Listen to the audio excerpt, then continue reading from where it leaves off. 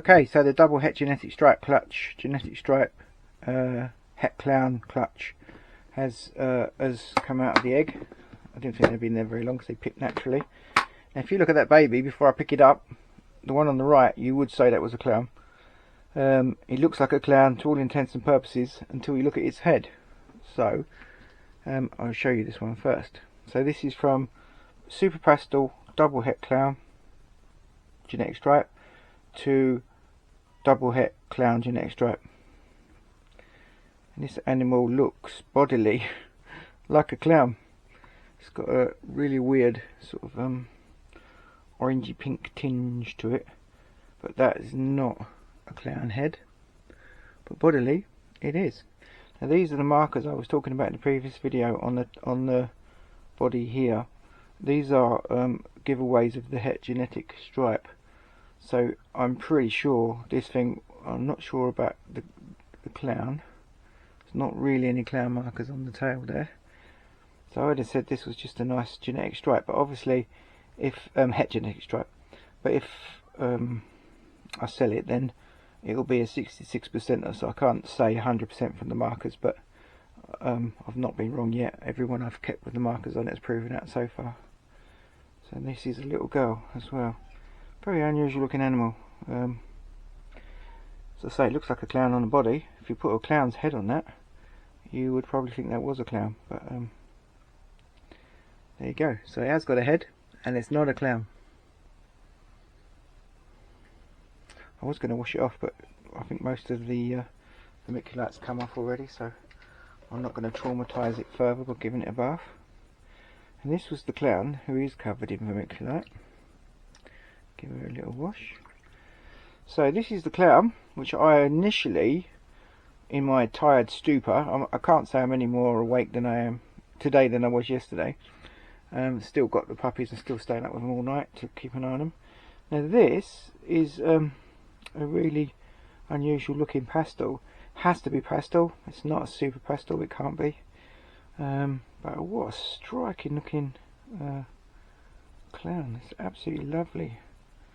And of course this is 66%. Hang on. Yeah, 66% het genetic stripe. So depending on the sex. Actually, not depending on the sex. I know I'm going to keep it whatever sex it is. But look at that. Absolutely stunningly marked clown. Made me feel a bit more confident in this project now, so I'm going to add this animal to it. The other one I probably won't. I've got a lot of genetic stripe stuff. What I'll do in a minute as well, I'll get one out and I'll show you what I mean by those markers. And it's interesting, and just looking at this, there's similar looking markers on it, but not quite what I'm talking about. So, you know, 66% is a good chance anyway. I don't normally play with 66% het stuff. I don't buy in 66% het stuff often, but I've hatched this. I know where it's come from, so I'm going to give it a go. And let me just pop this as well. So that's quite a long tail, so hopefully that'll be a boy. And it is. There we go. Excellent. So yeah, so that could go back to his mum to prove it out. Depending on how long it takes to get to a decent size. I might make some double het clown genetic stripes this year. I've got a Enchy butter genetic stripe that I haven't mated to anything yet, so I think that could well find itself having being mated to a clown. She laid very late last year. She laid in December last year, so although she's up to weight, she's not bowl wrapping and she's not showing any signs of wanting to be mated, so so far I haven't. So there we go, another another keeper, and a stunning little clown. I'll do an update once he's shed. Okay, so this is the mum of those babies that I just showed you. You can see she's just a normal looking animal. She has clown markers on the tail, so and we know now that she is 100% het clown because she's just made one. These are the funny shaped, these ones particularly are the shape of the markers on a het stripe, het G stripe. Now I don't know, I've never heard anyone else talk about them. I've read a lot of G stripes over the years, and this is another typical one. and I've got this sort of marking on all the hets. In fact, I'll get a couple more out and show you them in a minute. The only way you can't really see it on is the I've got a GHI Pastel het genetic stripe, and he can't see it on his. I think the Pastel messes it up too much. As you can see, this girl isn't enjoying being out, but these are the markers I'm talking about, these weird shaped alien heads. And I'll just pause this and I shall go and get you another het G-stripe. So this is an Enchi het genetic stripe. She's just laid, so she is looking a little bit thin. She hasn't she's only had 1 meal since she laid. But these are these strange shaped markers that I was talking about with the spots on again. Hers are not as obvious, but she has got them. Just hissing away at me there. And obviously this girl, I kept her back out of a group of possibles, and there we are again. So it's just the shape of them. I can't explain it. I can't tell exactly what shape they are, but it's proven out each time.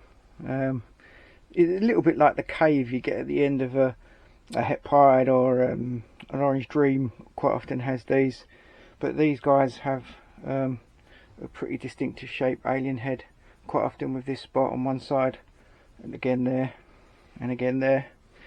So maybe, you know, if you want to have a look at your het genetic stripes and see if you can see the markers, I'm fairly convinced that that's what they are, and I will use them as an indicator. That baby I just showed you has definitely got them. Mum's definitely got them. This one's definitely got them. I'll have a look. I've got one more big het, and I've got 3 new ones coming. I've got a new gene called a Predator coming with, which are all het genetic stripe.